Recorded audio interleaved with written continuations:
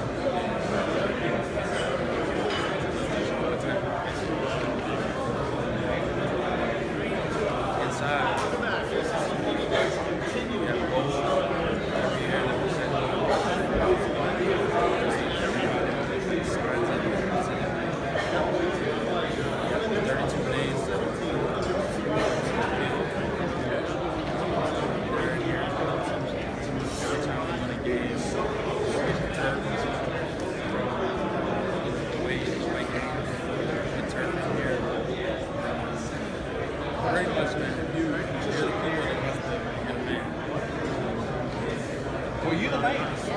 I tell you, people don't realize that's a tradition right there. That is a tradition, and you can tell that has been around a long time. You're probably proud to be selected as the guy to carry that.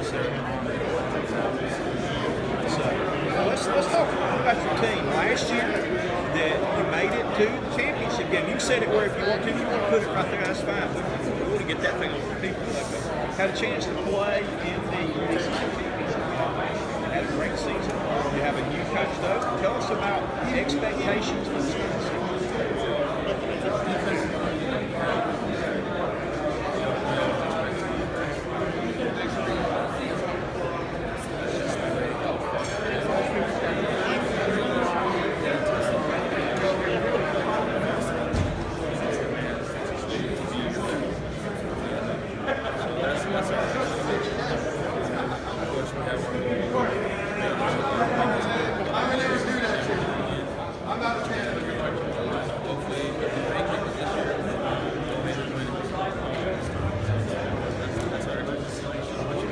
Kind of feel like a unfinished business. Again, Coach comes in first year, we have a great year. Again, Virginia Tech has been known for years to be a defensive power right there. You make it to the game, Clemson has a great year. They were able to defeat you there. But I know that had to be something, a major accomplishment to get back to that playing the championship game. Definitely. It was their team's first time.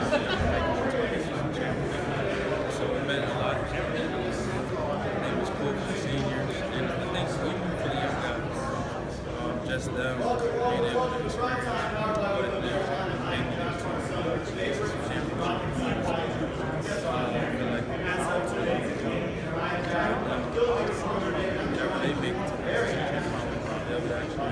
He owns it right now.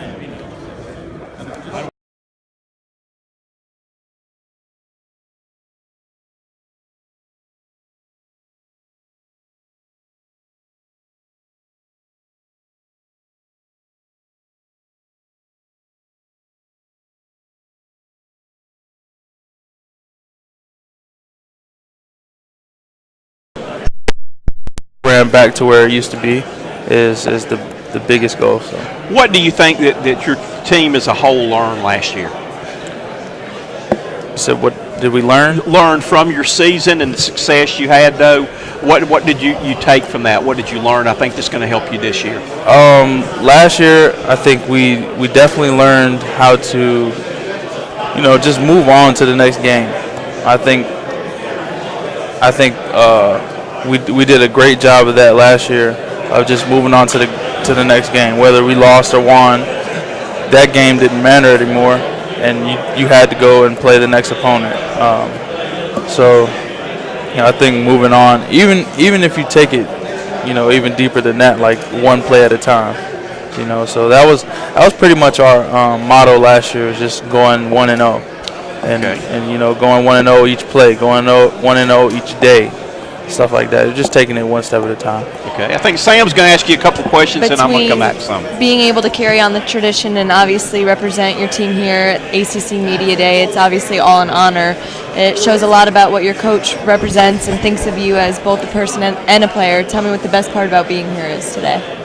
Definitely just, just thankful for the opportunity, but, I'm glad that my coach thinks highly of me, that I could be here, and that he thinks that I would be a good representation of, the defensive side of the ball. So, I'm grateful for the opportunity, and I've had fun all day today. So, how are you selected to be able to carry that tradition? Most of the time, it's the defensive player of the game. He'll get awarded the lunch pail. So basically, you'll carry it out throughout the whole week to practice, and then you'll carry it out on game day. Gotcha. And so it's just a big time accomplishment and honor. Everybody on the team, like, anytime whoever holds the lunch pail is just like, that's the guy. I mean, we don't even let offense touch it. So. I wouldn't either. Okay. You evidently are a leader on this team because you've been selected right there. What is your definition of a leader, and what kind of leader do you think you are? I think a leader. When I think of a leader, is just a hardworking guy, and also just an all-the-time guy. Like, you can't be like up and down. You got to be consistent, and through everything you do, really.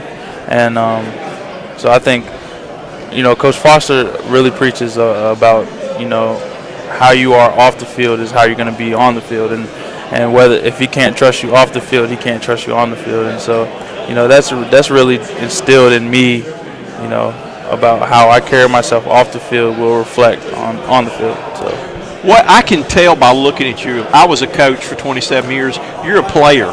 What do you do to get your juices flowing on game day? What do you do to get ready to play on game day? I got to be by myself, So I try to find somewhere quiet, kind of just have my music going, and really just get my mind right. I'll do, just some little things I can do to warm up, stretch, and stuff like that. But I definitely got to get by myself, and just get time to just relax by myself. Okay, we're going to change gears a little bit, though. We're going to have a little fun now and give you some deep thinking questions. All right, you've been going around, you've been talking to everybody at every table today, and I'm sure that's been an experience. You said you've had fun with it.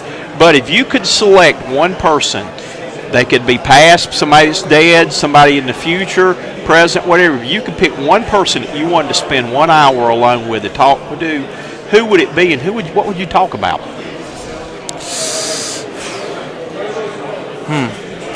That's a tough question.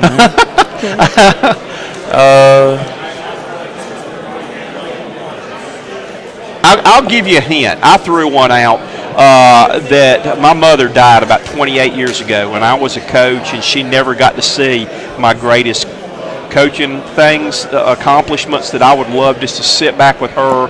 She was a mentor to me, the greatest Christian example I ever had, though, but I would love to get the opportunity just to sit down and talk to my mother again for an hour. We've also had people say we've had such a wide range from players like Martin Luther King. What else have we had? We had JFK, you had Jay-Z. We've had a little bit of everything. But is there one person that you would love to sit down and, pick their brain or somebody to talk to? I would think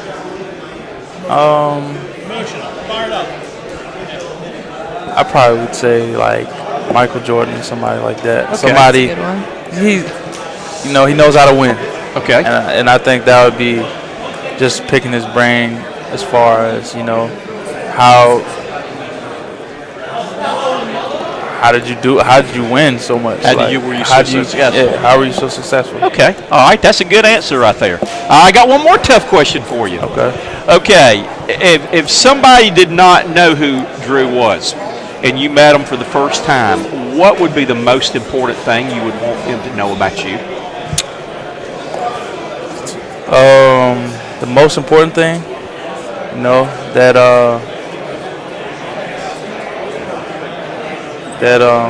you know